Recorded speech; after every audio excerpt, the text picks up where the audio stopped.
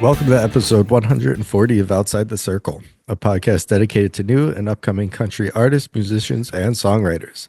Today's guest will be Ashley Wineland. We'll get to her in a little bit, but first, I'm Ronnie, and here's Brian. Yeah, what's happening, man? We are into the new year, new president. It is we rarely. I don't think we've ever been political on this podcast.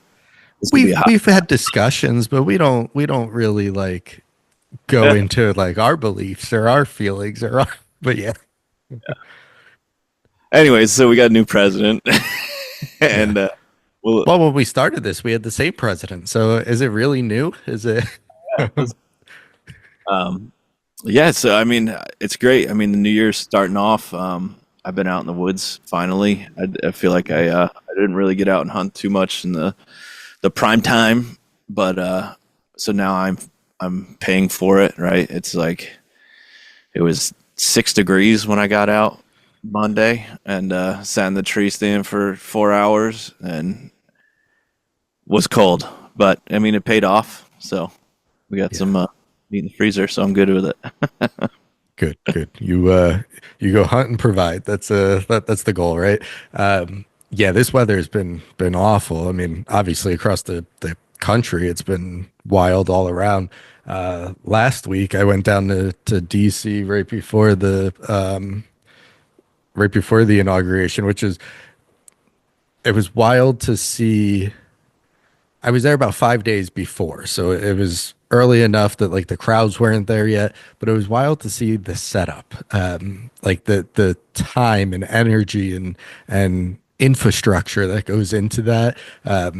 I did a monument tour, and the entire time I was more focused on the trucks coming in with the barriers and I don't even think I looked at the White House, but I could tell you about the Ryder truck that came up with. Yeah, but it was cold. That's what I was getting to. It was probably the coldest DC had been in a long time, according to a lot of the people working there, but which then led to why they held everything inside, I guess, a couple days later there. But yeah, the whole East Coast, everybody from Florida, Texas, all the way up to us, we're all freezing, and the West Coast is on fire, and it's wild. It feels like the country is literally divided in two very different extremes right now.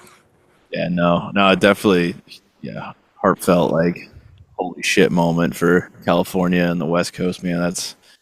That's hard to watch, and congrats to the kids in Florida who got to witness a snow day.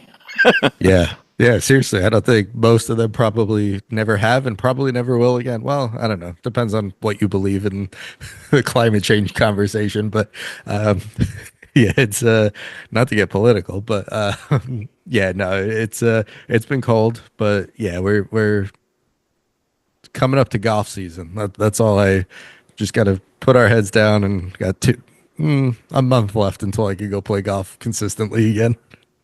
No, you're. Yeah, this was a great interview though. This is one you did by yourself. Yeah, I knocked this out right before the holidays, right before going on to the breaks here. But yeah, it was cool. It was fun talking to Ashley, getting to know her. Phoenix native, so talking about West Coast, talking about that dry heat. We talked about that a lot. So yeah, let's just jump into it, and then we'll go from there.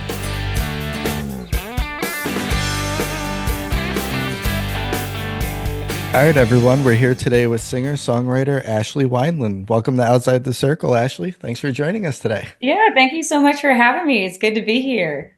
Yeah, we're excited. 2024 was quite a busy year for you. A couple of releases, which obviously we'll get to the most current one soon. But before we kind of dive into this year and how exciting it's been for you, let's kind of go. We always like to start from the beginning. Kind of tell us a little bit about like where you grew up, where you're from. How important music was in your household. Things like that. Yeah, absolutely. So, for any of new friends who might be tuning in, have no idea who I am. So, as you kind of mentioned, country music singer songwriter. I actually was born and raised in the great state of Arizona. Grew up in the Phoenix area. Music, something that I always like to refer to as like my little snowball effect. I've always had a love for the performing arts and just anything creative, and especially creatively done in front of people. So I always took every opportunity, whether that was school band, school choir, to just learn and explore all these different mediums. And when I was in my early teenage years, I met a guy by the name of Brian Cuban, who became such a pivotal mentor for me growing up. Taught me a lot about writing music as an artist, working in studios, really the whole business backbone behind what it takes to be an artist. And like I said, just really took every opportunity that I had. And thank God I could say 10 plus years later, pursuing it, as a full-time career, I'm where I'm at today. And that's currently sitting with you guys talking on the podcast. Yeah, no, well, we're glad that it's led to this moment. That's definitely, we like having you here. So, um, I kind of want to talk about Phoenix a little bit. Phoenix, Scottsdale, that whole greater area, very Mhm. lively, very busy, especially these days. I feel like I've only been to that area once, but I feel like it's definitely putting itself more and more on the map as time's going on. How is like the scene there? Like the maybe not just country music, but just music in general, the opportunities to really grow in a city like Phoenix. I think we have a really strong music scene just in general. And to your point, it's encompassing of all different genres. So it's got a really good country scene for sure. But then, if you love alternative music and punk, pop, rock, kind of that sort of thing, there's a little bit of something for everybody. I was really blessed to grow up in the areas where country music was really loved in the Valley. There's a lot of really great venues and events that go on all throughout the year that I was able to build my roots and foundation on. And of course, meet really fantastic people too. And I feel like that just helped even more to grow. A lot of people think of Arizona and they don't necessarily put Arizona and like country kind of Western culture together, but it's very strong and very present.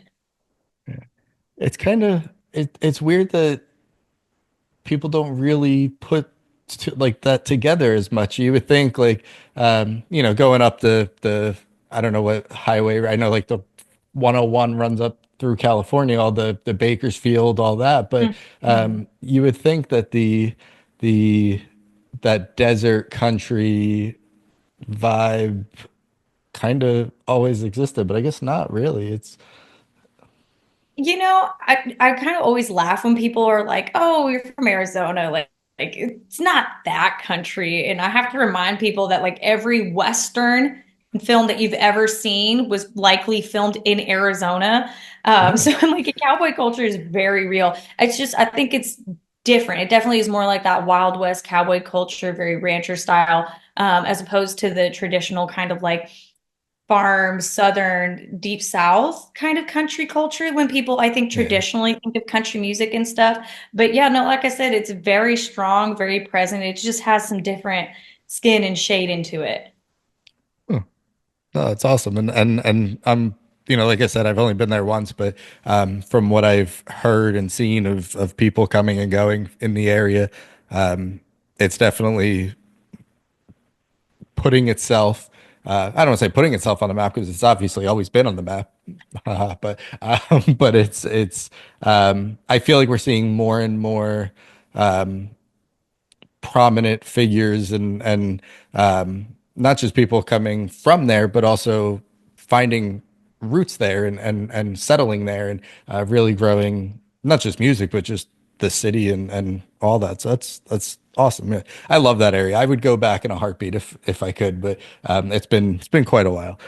I was going to say, color me biased. I think Yeah, it's one of the best places. Yeah. yeah. I like I said, it was one time, probably. Oh man, it's got to have been at least whenever the Arizona Diamondbacks became a team, it was like Oh, that wow. season.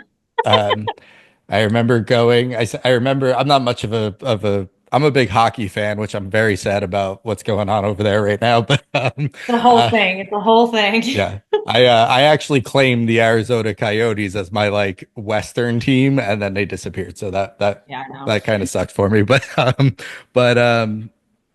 yeah, it's been since that. So what is it? It's got to be at least early 2000s now that I've been out Right. there. But all right, so cool. So getting involved, band, choir, all that you know good stuff. Growing up, going through all that. Um, you kind of touched on it, but when did you know that like music was gonna be that thing that you focused on? Was there like an aha moment, or was it kind of just a slow build? Like, Honestly, it was in my early preteen years. I was about 13 years old. And obviously, as I mentioned, I had already shown and expressed an appreciation and a love and an interest in music in particular. And my parents, to this day, they might shake their heads a little bit at doing this, but thought it would be a really great idea for my 13th birthday to give me some time in a recording studio just to track some cover demos, just for the experience and the whole process of going in there and tracking those songs and working with an engineer and just that whole environment lit me up. I thought it was the coolest thing. I wanted to do more of it, and that's where the snowball really starts to roll down the hill and get bigger and bigger with time. And not too long after that is when I met my mentor and stuff. And yeah, like I said, all those pieces just kind of fell in nice sequential order for me to get all the experience and opportunities to help build to where I'm at today. nice. What I really like about that is we hear a lot of stories of um, like parents not supporting or music's not a real career, like things like Right. that, right? Like I mean that happens everywhere, but you hear that a lot in this realm of entertainment and art. And um I like that they gave you that opportunity and that experience, one young, but also to kind of, it's not just standing on stage and singing, and there's a lot more behind the industry that I feel like a lot of Right. people, especially so young, they don't really know that, right? So No. it was cool that they kind of gave you that view, and the fact that you went, oh yeah, this is definitely it, and then kept going. Yeah, no, I'm very blessed to say my parents have always been so supportive from day one.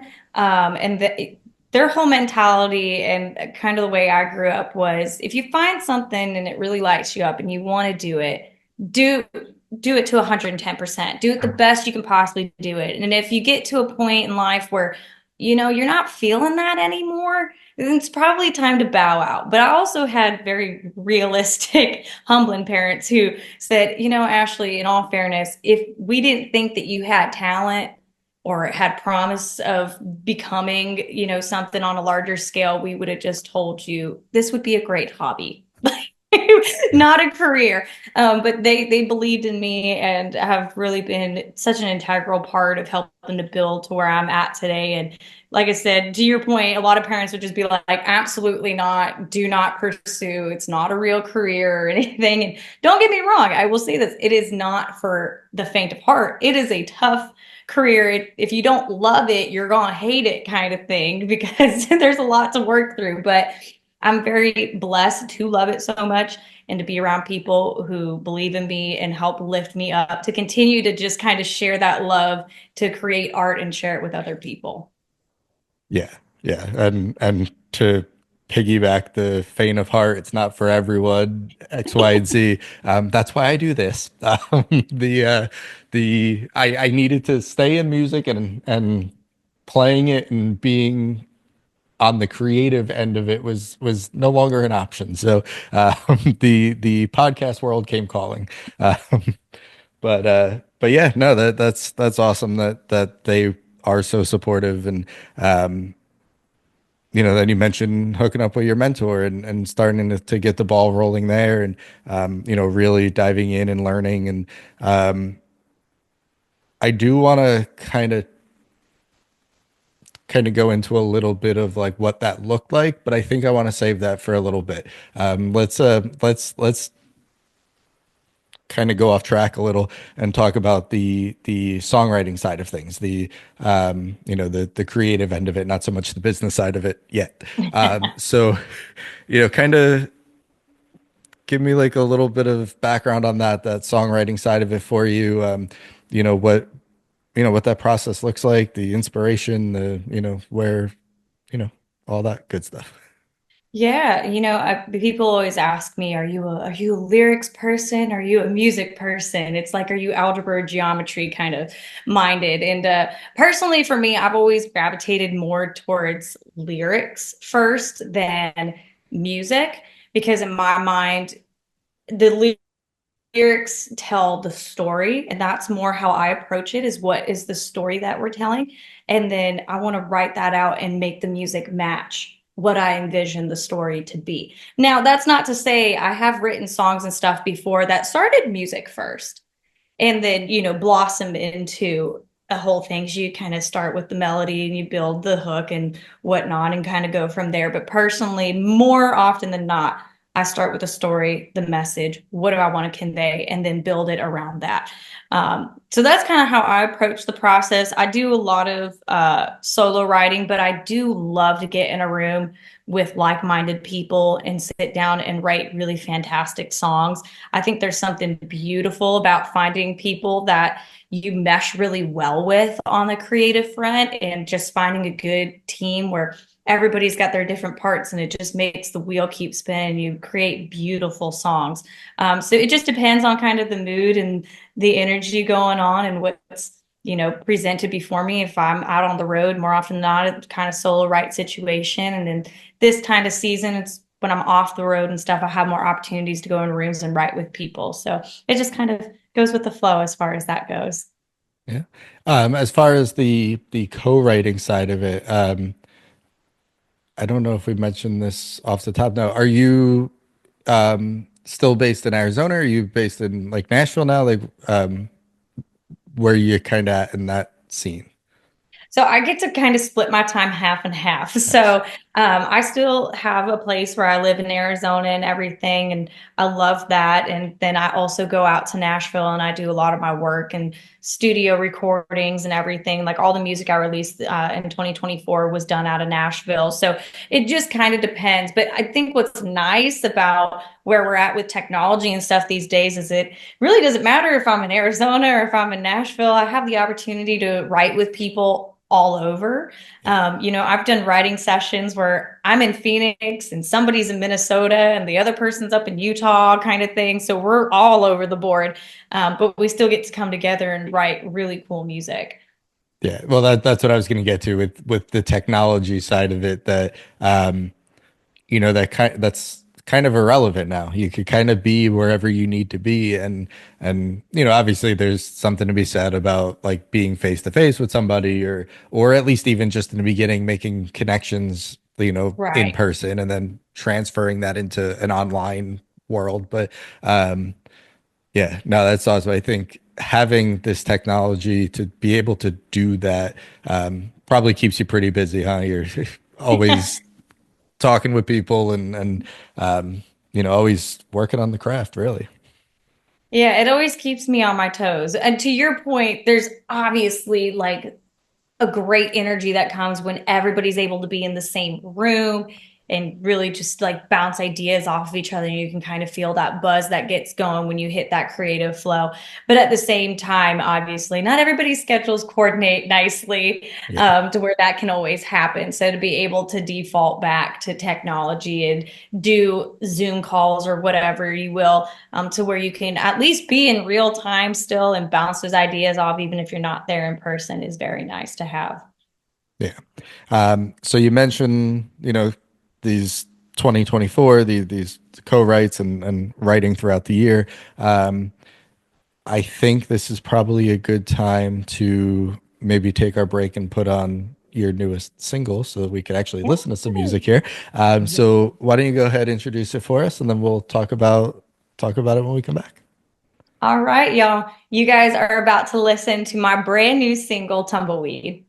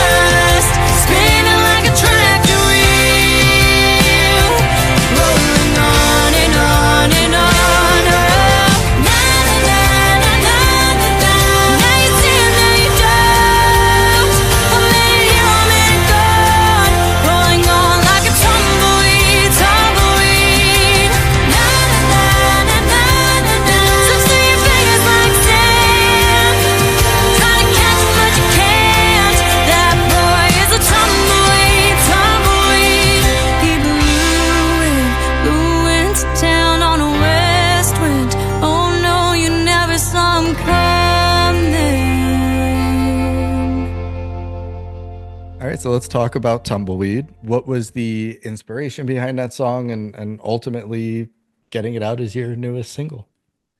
So, funnily enough, with this song, when we were sitting down, and exciting news, I will have a more full-fledged album project coming out in 2025.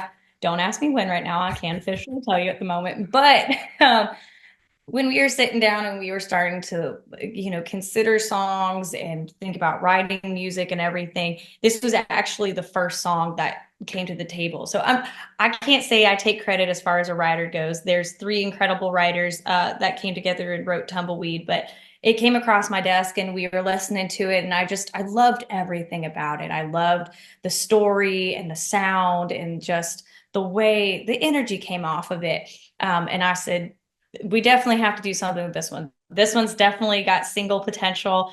And yeah, and then, we got other songs together and we started tracking and we figured out release order. And, we were like, well, we're going to save it for like towards the end of the year, towards the end of tour. And it came out in September. Music video came out in October, which exciting to say. The music video at this point has over 1 million streams now on Vivo, which is super exciting. It's my very first music video to get that many streams on Vivo. So we were like, woo, as a team. But yeah, I think it's just, I love the story. It's just for anybody who's ever been through that sort of bittersweet kind of heartache where you think you found somebody that's really awesome and you just put in so much into them, and then unfortunately you come to realize that they're not who you always thought they were going to be, and like a tumbleweed they kind of roll on to the next best thing, and out of sight out of mind, and just the whole whirlwind of emotions that you go through experiencing a romance like that. I would hope to say like not everybody's experienced that, but unfortunately I think a lot of us have. So it definitely hit home with me, and I loved it so much that I wanted to make it a single to share it with people. Yeah. I absolutely love this song. Going back to the process of songwriting, kind of lyric based and how we were talking about that and I know you weren't on the writing of this one, but that's what drives me to music, like I guess period. I am a lyric content based listener, whereas Brian, if he was here, he'd be talking about the production side of it. He's an audio engineer by trade, so he would There you be go. all over the production of it. But yeah, unfortunately, many of us have gone through situations that Tumbleweed speaks of. Sometimes it's easy watching it fade away. Sometimes it's not. Sometimes it's so I really enjoy a good heartfelt and emotion driven not just song but just in general anything that's heartfelt and emotion driven, and this definitely has that, and I absolutely love this song. Well, thank you. That's high praise for sure. Like I said, it's unfortunately a more universal experience than I think any of us would care to admit, but I think that's the beauty of music. We can share those good moments, we can share those bad moments together, whichever it is. I always tell somebody there's a country song out there about it all. Yes. Whichever phase of life that you are going through, there's a song for it out there. Yeah, absolutely. And that's the beauty of music in general. There's always something somewhere for someone who needs that in the moment. And yeah, I mean that's why we do this really at the end of the day. Well, talking about Brian and I, that the podcast really came to fruition because of that, because of the drive that we both have musically, to bring songs like Tumbleweed to somebody who might not, have crossed your path yet. And the hope is that whoever that's going to be listening to this in 2 Friday, whatever it is, 3 Fridays from now, they're going to go, oh, you know what? I really needed that today. And that's the goal of music always that's That's the goal of right. art. Just put it out in the world and somebody is going to feel something somewhere along the way. I can't agree more with it. So very well said. Um, so kind of on that, you mentioned coming to the end of tour and getting the song out there and kind of roll no pun intended, but rolling with the song out of tour here. Um, you clearly keep a pretty packed schedule with performances and you're pretty on the go, pretty on the road here. Um, I guess first and foremost, for somebody new who doesn't know you yet or have had the opportunity to see you yet, um, what does a live show look like for you? What can people expect when they come see you? Well, I mean, needless to say, at its core, it's very fun. But no, I really pride myself on doing high energy country music. Obviously, being an original artist, if somebody comes out to the show, you're going to hear the original music. Of course, based off the setting, we also can have time to add in some of our favorite cover tunes as well. I love a lot of 90s, early 2000s country music, but I also like to sprinkle in classic rock in there. I got a little bit of a rock and roll salt. I mean, if you listen to Heartbreak Boots, my other original I released in 2024, you're gonna hear it. Like it's in there. So we like to mix it up, just have a lot of fun with people. I think to me, live performances is just the gravy on top of everything that I do. When people ask me, what do I work for? I work for the live show moments. That's where I find my most fulfillment in music and doing what I do. So all the other crazy nonsense that gives me headaches, if we get to those moments where we get to perform in front of people and connect with people in real time, face to face, then it's all worth it at the end of the day. So I really treasure those moments. I try to make the moments for everybody. I think the main purpose of entertainment at its core is to let us all escape from the hardships of reality for at least a couple hours. So I really take pride in planning my shows to do just that, just to unwind, let loose, have some fun with people who love the same things you do, and then walk away at the end of the day feeling good and feeling a little bit better about life as you head into whatever else it might throw at you.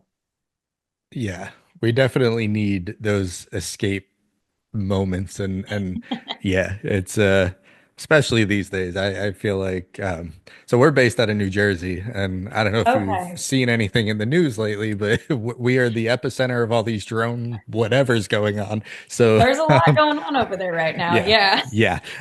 So the needless to say, doing things like this take us away from having to focus on that for a little bit. So yeah, the live show, the live aspect of music.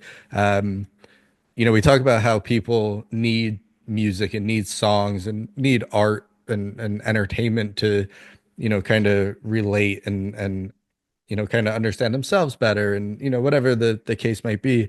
Um, while Spotify does a great job at providing the song, sometimes I think the better part is the live side of that, where now you have a community and you Right. have the like-minded individuals, like you said. And yeah, I think that's such a important piece that I feel like sometimes might even get a little overlooked. So I'm glad to see that you have such a strong under not understanding, but strong love for doing that and wanting that to be what you're striving towards. It's yeah, I like that.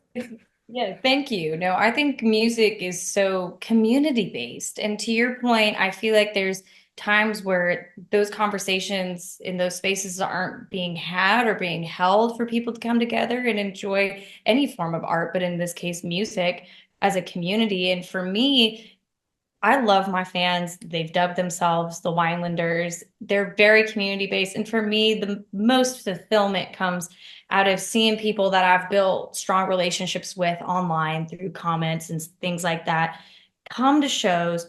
And not only do I get to meet them and put a real, face and body to a profile picture and a name, but then what's even cooler is you get people because they always are commenting on the same post. They see each other's names and profile pictures all the time. They come to the same show, they get to meet each other.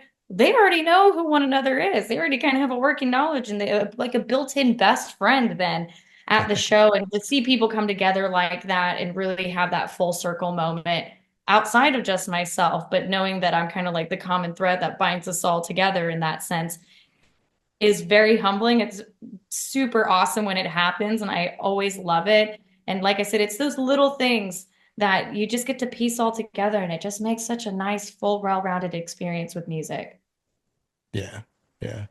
I never really thought about that. That the yes, what's great about social media is how connected you can be to the people following along. But there is that whole other side of fan connecting and it's yeah, I've never actually thought about that. That's a pretty wild thought to wrap your head around. I mean, Yeah. people see it all the time with the Taylor Swift phenomenon and the trading of friendship bracelets and that whole fan culture and stuff too. You hear stories about people making best friends at a show because they all went to a concert, they love the same artist, they all participate in the same kind of fan culture and get to connect that way. And again, to that point, music is such a strong glue in so many different ways. To your point, that maybe we don't always look at it that way, but when we kind of break it all down, it's such a strong bonding agent. Yeah, absolutely. Um, yeah, no, I really like that. That literally blew my mind. So talking, kind of going back in time, then we talked about your mentor and kind of hooking up with him and getting that business side of things rolling. Um, we always kind of like to ask, and we haven't in a while, but it triggered my brain to remember about it. We always like to kind of ask if there's any advice or anything that you've in this case, especially having a mentor at such a young age, anything that like to pass on to younger artists, something you learned early, or maybe something you've learned later that you wish you knew earlier. Um, yeah, I know it's kind of a loaded question and could go anywhere, but just having the mentor kind of brought that up, like what he passed along that without him you wouldn't have really known or would have learned much later. No, it's a very great question. And my mind's just like going like this right now because there's so many different leaflets of information. I feel like I should hand to other artists and just be like, hey, this is things that have made an impact in my career, in my life, and they might help yours. But to kind of break it down into a couple little layers that all tie together at the end of the day, first and foremost is we all know and love the creative side of it. You got to learn the business side of it as much as we might hate it sometimes, it's one of those things where it's better to know it and not get burned and protect yourself from, unfortunately, there's shady people out there who, try to pull a quick one on a lot of people. And it's Yeah. unfortunate, but the more you know, the better you can protect yourself, protect your art, and keep yourself from becoming jaded is a very popular word in the industry. Um, and with that being said, as you learn, as you grow, take those opportunities, network, meet as many people as you can. Persistence and patience is such a huge thing.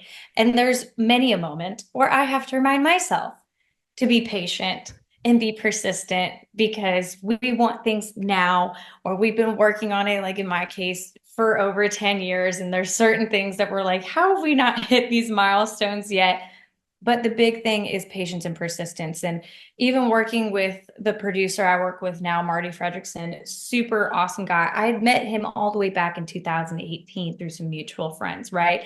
And we just kind of stayed in touch. And as the years went on and everything, I was like, man, we should really do a project together because I just think you're incredibly talented and stuff. And one of the things, especially being an independent artist, he doesn't work with independent artists usually, that made him go, yeah, I'll work with you, is the fact that he could appreciate the fact that I had been patient and persistent in my work, that I was still trudging away, even after COVID and all those things like that. I was still doing it as an independent and I cared and I still had love for it. And so people notice those things, even if you think that they don't, people do, and they know it and they appreciate it for what it is.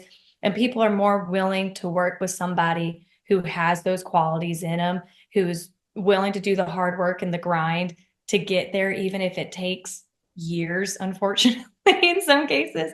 Um, and somebody who's just like, yeah, I'm great. I got all the bells and whistles, and let's do something quick and off the, flying off the handle right now. I think all those things kind of added together. It's just build your portfolio, build your information, build your team, build your network.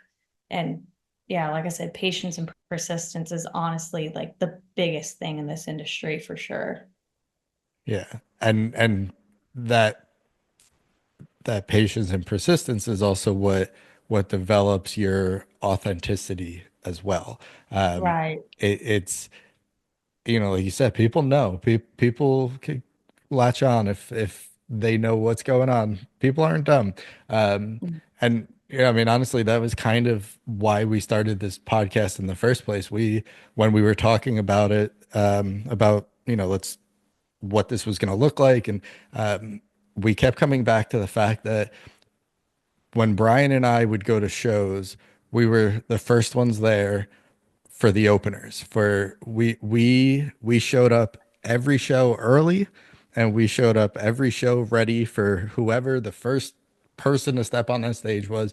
And that was our like driving force to this was we want to highlight them more than we could do a podcast on Luke Combs, but like who cares, right? There's 400 of them. So but that was the thought was that having these, and that's also like the format that we landed on by having these longer form conversations. We could have had you on and talked about tumbleweed for 10 minutes and that be that, but nobody's going to know who you are in that, and the connection you make with the artist and your community, and that's the stuff that we have always strived for. And yeah, I think the patience couldn't be any better of an advice for anybody at any point in their career, at any career. Yeah, like I said, it's the one we all hate, but the one we all need kind of thing. Yes, definitely. Um, so speaking of patience, you mentioned a 2025 album coming down. Anything else coming down the line in the near future that you got going on you want to start touching on?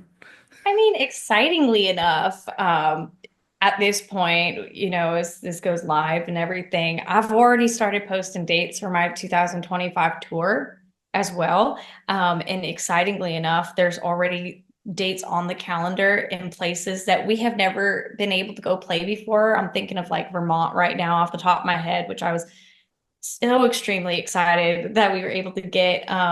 And we got some festivals in Missouri and everything like that. And I know there's more in the pipeline. It's just by the time that this goes live, I don't officially know what's all going to have been approved for me to yap about by then. So to be safe, I'll just say, if you want to take a look at the calendar, go to my website, ashlandwineland.com, and whatever is posted there is currently what's there. And there's more to come, which is even better. So that makes me so extremely excited because obviously, like I said, we'll have all the new music and we're going to take it on the road with us in 2025, and we're going to go see so many people. And like I said, everything that's coming down the pipeline is just making me giddy. And anybody who follows me knows that talking about things like this just pains me because I want to sit and just blab about everything I know on the back end, but that my team would smack me for if I'd said it too preemptively. So when in doubt, just go to the website. Or if you guys are in bands in town and you want to hear about shows and stuff, we're on Bands in Town too, so you get notified when there's one in your area. But yeah, between music and touring, that's the majority of my year. So whatever else comes down the pipeline for 25, it's just like extra icing on top. Nice.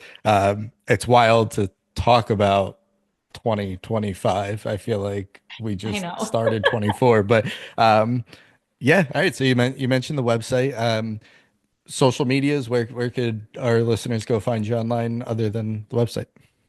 So thank you for mentioning this. I like to always say if you go to the website, it has all the quick links to the proper social media pages.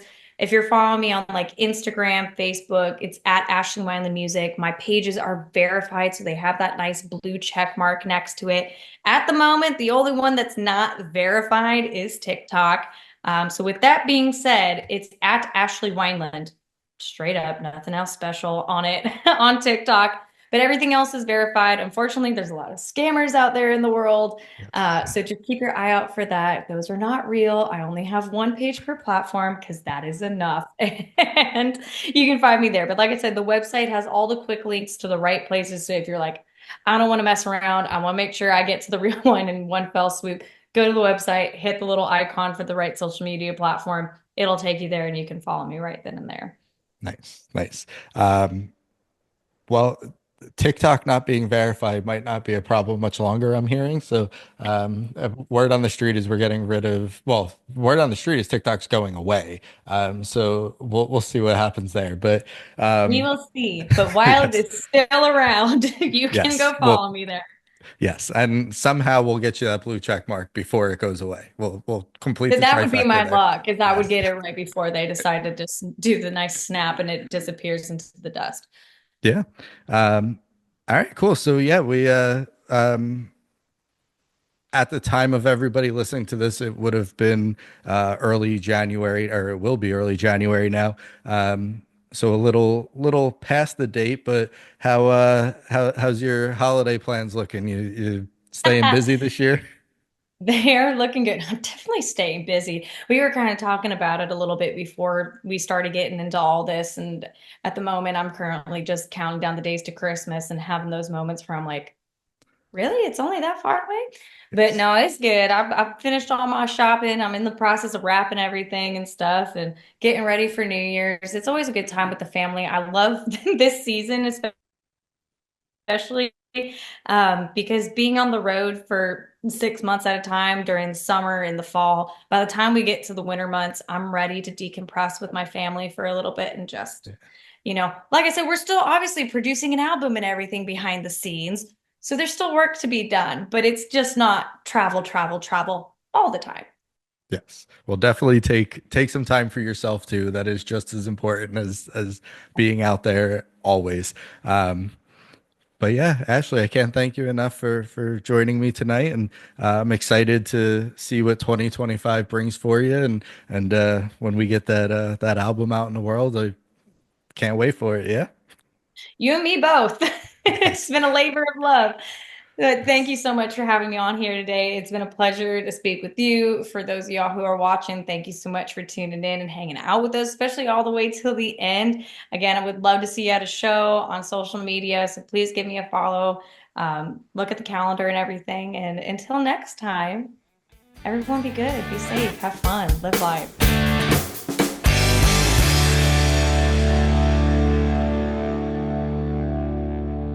All right, so that was our interview with Ashley Wineland.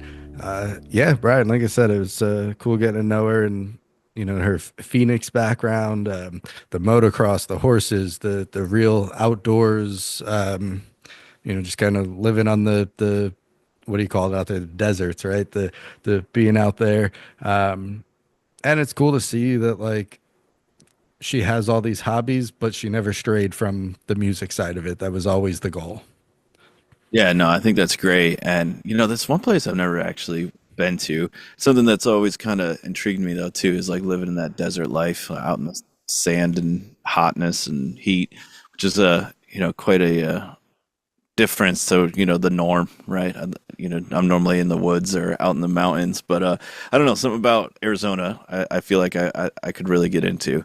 Yeah. But no, the other cool thing that I really loved is the support she had from her parents. They just knew right from the very beginning that their daughter is going to be a musician, and I love that, and I love the fact that they got her studio time, man. I mean, that's expensive, and most 13-year-olds want a bike or something like that. But yeah, studio time, that's cool as hell. Yeah, yeah. You know, we talk about that all the time. The environment that you grow up in really could dictate where you go in life, and to have such a support system, and you know, from everything from band and choir and all the schools, and then coming home and having that at home with your parents, and yeah, there's no, it makes sense why Ashley's doing what she's doing, and killing it as much as she is, because she well has the drive herself, but having that support system, you know, we always talk about how important that is. Yeah. No, you're right. You know, obviously there's the flip side of that, right? Like if it can be you know, I guess that's what most of your music's about, right? Not having that support. Yeah, yeah. If I'm pretty sure if you ask me my top 100 songs, 98 of them will probably be about hating your hometown and how all your friends are washed up. So very different lifestyle. Yeah. But yeah, no, man. I mean, that support system, that goes a long ways, and you know, me as a parent, you know, all I could ever think of is, you know, supporting my kids and all the decisions that they, you know, they want to make. Even that you know, that comment of it's not a real job is so bullshit to me, man. I mean, that's the thing I was told, you know, going through the audio engineering world, of like, that's not going to be a real job for you. It's like, man, just don't listen to those people. Just keep going. And but no, I mean, that you know, on the flip side, I mean, that worked perfectly for Ashley and her family, and you know, huge congrats to her for that. Yeah, yeah, and thanks to all of that, 2025 here, where she didn't have much to offer yet, but she's promising us an album this year. So we'll keep an eye on that, and we'll have to have her on again when that comes out, and have you around for that one too. So you get to know her a little bit. But yeah, it's gonna be a good year for her, and yeah, it's obvious. Yeah, she's gonna do big things here. Yeah, that's awesome. Yeah, I can't wait for it. And we definitely want to thank Ashley for coming on Outside the Circle. Make sure you go and follow her on all of our social media, music listening platforms. We'll leave you today with another track from Ashley Wineland, Heartbreak Boots.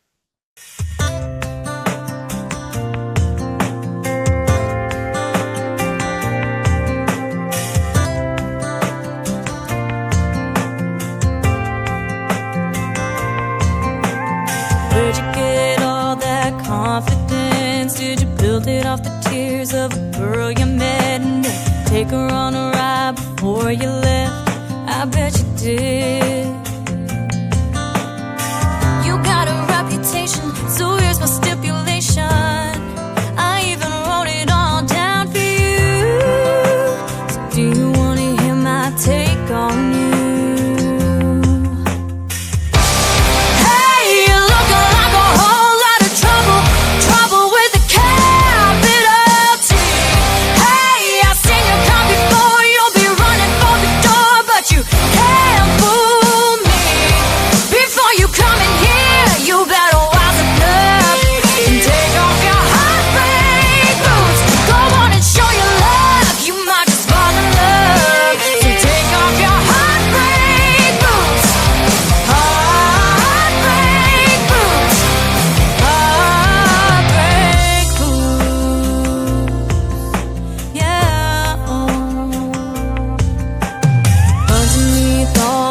Walls you built, there's a little boy there who wants to be held. He's strong enough to make